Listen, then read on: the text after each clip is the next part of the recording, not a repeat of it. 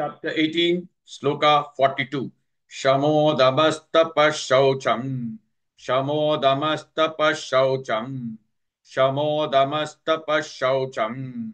Shantirarjavamevacha. Shantirarjavamevacha.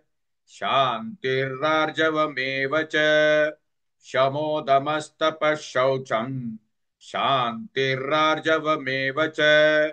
शमोदमस्तपः शान्तिर्रार्जवमेव च शमोदमस्तपः शान्तिर्रार्जवमेव च शमोदमस्तपः शान्तिर्रार्जवमेव च शमोदमस्तपः शान्तिर्रार्जवमेव च ज्ञानं विज्ञानमास्तिक्यम् ज्ञानं विज्ञानमास्तिक्यम् ज्ञानं विज्ञानमास्तिक्यम् ब्रह्मकर्म स्वभावजम् ब्रह्मकर्म स्वभावजम् ब्रह्मकर्म स्वभावजम् ज्ञानं विज्ञानमास्तिक्यम् ब्रह्मकर्म स्वभावजम् ज्ञानं विज्ञानमास्तिक्यम् ब्रह्मकर्म स्वभावजम् ज्ञानं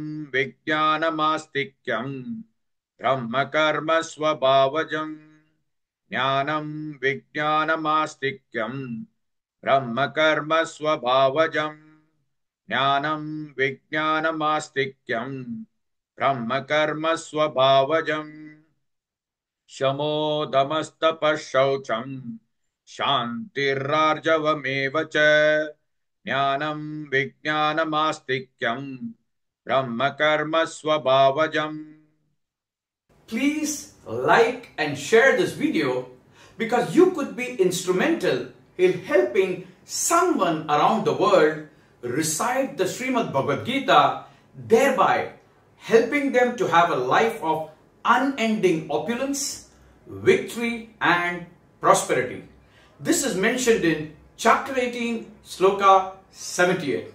Yes, don't forget to buy my book, Leadership Can Be Child's Play. Namaste.